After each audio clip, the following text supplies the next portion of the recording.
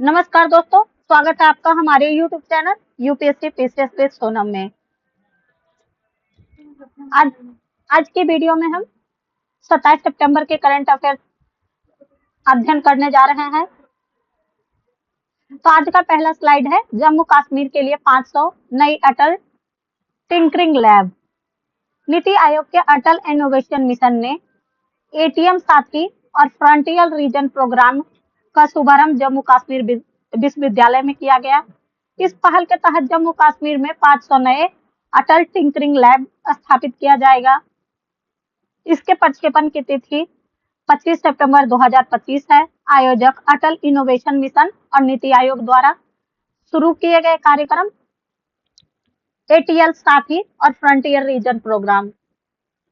जम्मू कश्मीर के लिए घोषित लैब 100 करोड़ का निवेश होगा। फोकस क्षेत्र robotics, AI, 3D printing, steam, शिक्षा। इन लैब्स में छात्रों को क्या क्या मिलेगा?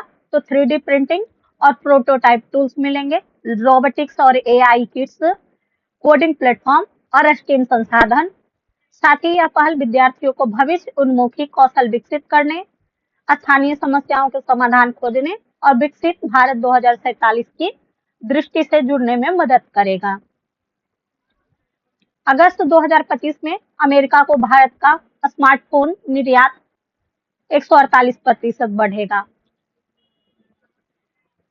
निर्यात के कुल आंकड़े, कुल निर्यात स्मार्टफोन निर्यात 1.53 अरब 2024 के 1.09 अरब डॉलर से 39% अधिक होगा।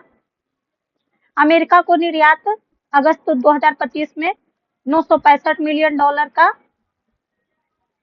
388 मिलियन डॉलर से बढ़कर 148% की बढ़ोतरी हुआ।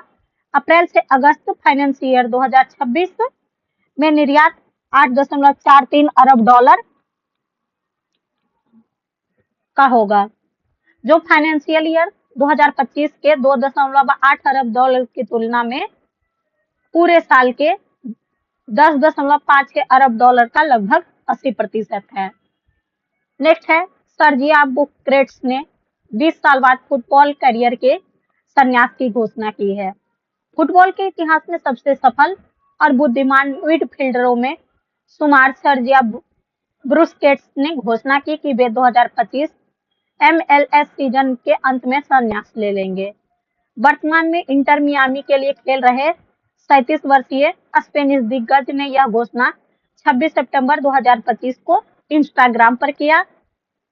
इंटर मियामी का आखिरी नियमित सत्र का मैच 12 अक्टूबर 2025 को अटलांटा यूनाइटेड के खिलाफ होगा, जिसके बाद संभावित प्लेऑफ और 6 दिसंबर को होने वाले MLS कप का फाइनल के साथ बुस्केट्स का शानदार कैरियर औपचारिक रूप से समाप्त हो सकता है।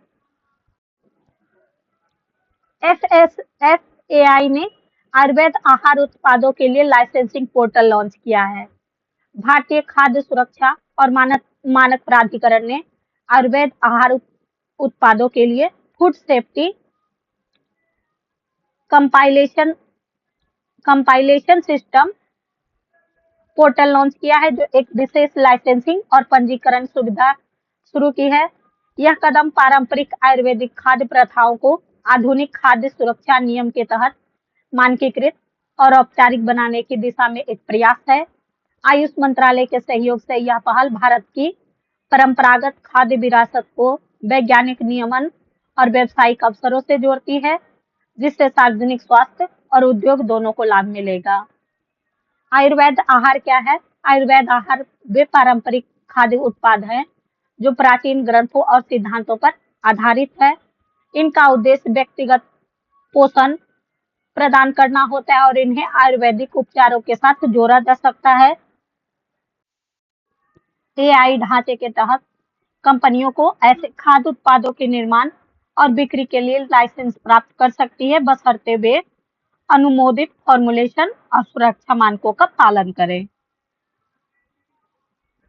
ISSF जूनियर विश्व कप 2025 में भारत ने 5 पदक जीते।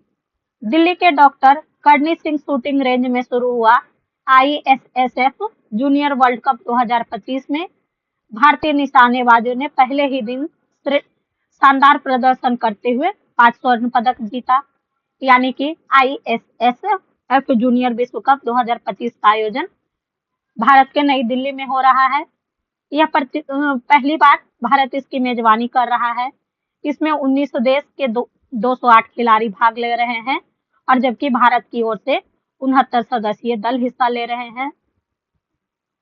संस्करण 11वां संस्करण है। इसका आयोजन doctor Karni Singh shooting range नई दिल्ली में हो रहा है। प्रतियोगिता की तारीख 2 अक्टूबर 2025 तक चलेगा और 19 देशों के 208 निशानेबाज इसमें भाग ले रहे हैं और भारत के 69 खिलाड़ी भाग ले रहे हैं। विश्व पर्यटन दिवस 27 सितंबर को पर्यटन और सतत परिवर्तन थीम के साथ मनाया गया। संयुक्त राष्ट्र विश्व पर्यटन संगठन के नेतृत्व में इस वैश्विक आयोजन का उद्देश्य पर्यटन को स्थायित्व, सांस्कृतिक संरक्षण और आर्थिक सशक्तिकरण के वाहक के रूप में पुनर्परिभाषित करना है। वैश्विक स्तर पर पर्यटन के फिर से उभरने के साथ इस वर्ष की थीम इस उद्योग को और अधिक लचीला, समावेशी और जलवायु सचेत बनाने का एक स्पष्ट आह्वान है। विश्व पर्यटन दिवस का ऐतिहासिक महत्व। विश्व पर्यटन दिवस मनाने का विचार 1980 में संयुक्त राष्ट्र विश्व पर्यटन संगठन द्वारा औपचारिक रूप से मनाया गया था। इसके लिए 27 सितंबर की तारीख इसलिए चुनी गई क्योंकि इसी दिन 1970 में UNWTO का संविधान अंगीकृत किया गया था। तब से यह दिवस हर वर्ष पर्यटन की बहुआयामी भूमिका, आर्थिक विकास, सामाजिक एकजुटता, अंतर्राष्ट्रीय सहयोग पर चिंतन का वैश्विक मंच बन गया है। हर साल इसकी थीम बदलकर वैश्विक प्राथमिकताओं को दर्शाती है, जैसे डिजिटल रूपांतरण से ग्रामीण विकास तक। 2025 में इसका मुख्य जोर हरित पुनर्प्राप्ति और जिम्मेदार पर्यटन पर है। फीफा ने 2026 विश्व कप के लिए विशेष सत्र के लिए शुभांकर की घोषणा की। फीफा ने आधिकारिक रूप से विश्व कप 2026 के मैस्कॉट का अनावरण किया। यह आयोजन 25 सितंबर 2025 को किया गया। तीनों मैस्कॉट्स अपने अपने सह मेजबान देशों का प्रतिनिधित्व करते हैं। विश्व कप की एकता, आनंद और वैश्विक उत्साह की भावना को दर्शाता है। फीफा विश्व कप 2026 से संबंधित महत्वपूर्ण जानकारियां। उद्घाटन मैच 11 जून 2026 को एस्तादियो अज़ेटेका मैक्सिको सिटी में होगा। फाइनल मैच 19 जुलाई 2026 को MetLife stadium, new Jersey, New York के पास होगा। इसमें 48 टीमें भाग लेंगी और कुल 104 मैच खेले जाएंगे। और इसकी नई विशेषता है फाइनल के दौरान पहला हाफ टाइम शो होगा।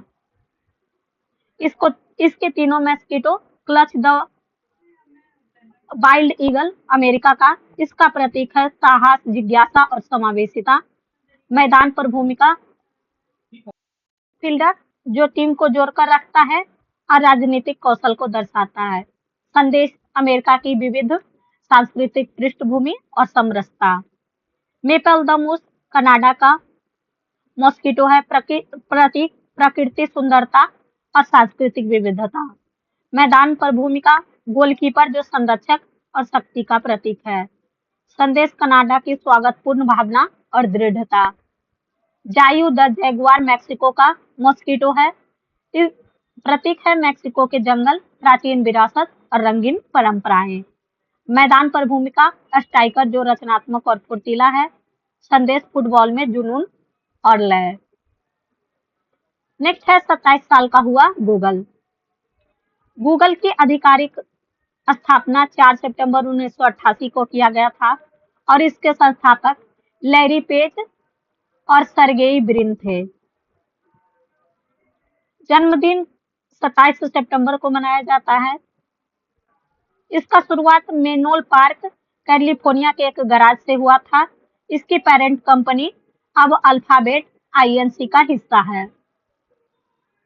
इसका मुख्य कारोबार है सर्च इंजन, विश्व का सबसे लोकप्रिय प्लेटफॉर्म यूट्यूब, सबसे बड़ा वीडियो शेयरिंग मंच, एंड्रॉइड ओएस, वैश्विक स्मार्टफोन बाजार में प्रभुत्व, क्लाउड व विज्ञापन, राजस्व और नवाचार के मुख्य स्तंभ।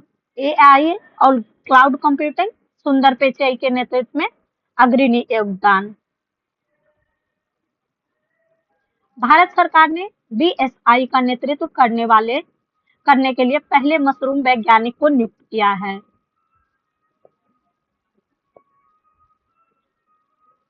बॉटेनिकल सर्वे ऑफ इंडिया की स्थापना 1890 में किया गया। इसका मुख्यालय कलकत्ता में है। इसका मंत्रालय है MOEFCC। इसकी संरचना 11 क्षेत्रीय केंद्र, 4 सहायक इकाइयां।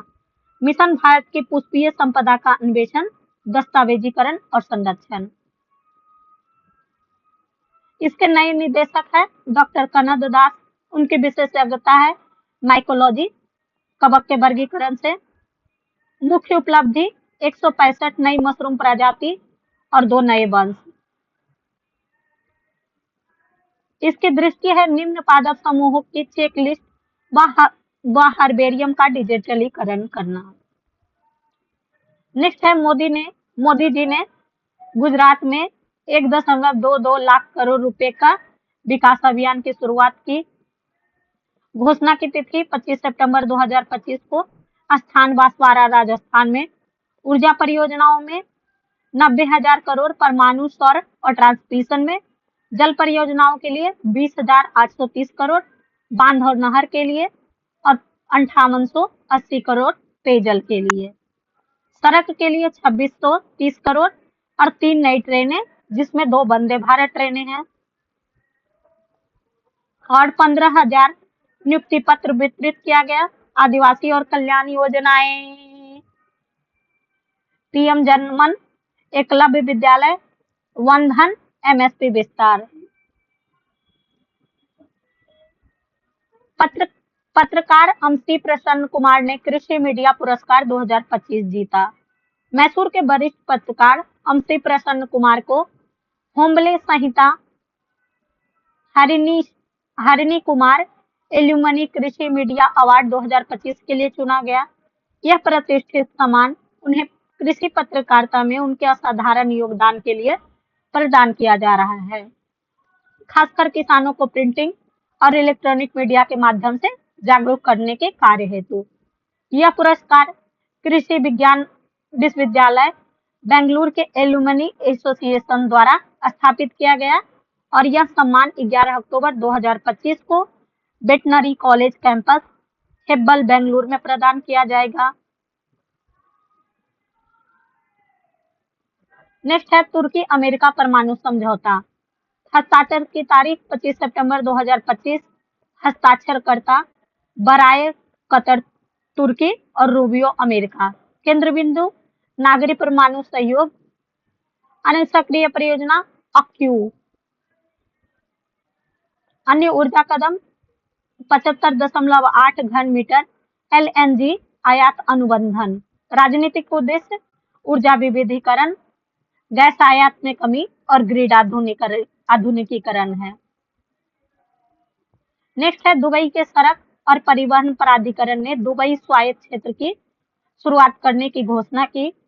दुबई के सड़क परिवहन प्राधिकरण ने इसकी शुरुआत की। यह चालक रहित वाहन और समुद्र परिवहन के लिए 15 किलोमीटर का समर्पित गलियारा है। इसके 2026 में चालू होने की संभावना है। इस क्षेत्र में अल जफाद metro station, Dubai Creek Harbour और दुबई फेस्टिवल सिटी को शामिल किया गया है। प्राधिकरण की परिवहन एजेंसी के मुख्य अधिकारी अहमद बहरोजियान ने कहा कि इस व्यवस्था में टैक्सियों से लेकर सड़क की सफाई करने वाले तक सब कुछ स्वचालित रूप से संचालित होता है। यह परियोजना दुबई की उस महत्वाकांक्षा के अनुरूप है जिसके तहत अब वह 2030 तक अपनी 25% दैनिक यातायात को स्वचालित बनाना चाहता है। यह जून 2026 की शुरुआत में चालू होगा, जिसमें अल जफाद metro station, Dubai Creek Harbour और दुबई फिल्म फेस्टिवल जैसे प्रमुख हब शामिल होंगे। परियोजना दुबई ऑटोनोमस जोन लंबाई 15 किलोमीटर, लॉन्चिंग वर्ष 2026, लक्ष्य 2030 तक 25% दैनिक यात्राएं ऑटोनोमस करना, परिवहन साधन रोबो टैक्सी, रोबो बस, मरीन अब्राज और डिलीवरी बॉट्स। इसके साझेदार हैं उबर और बी राइड। तो दोस्तों हमारा ये करंट अफेयर्स यहीं पे समाप्त होता है। कल हम फिर मिलेंगे नए करंट अफेयर्स के साथ। तब तक आप हमारे चैनल पर जुड़े रहें। अगर आप हमारे चैनल पर नए हैं तो कृपया कर लाइक करें, शेयर करें और सब्सक्राइब करना ना भूलें।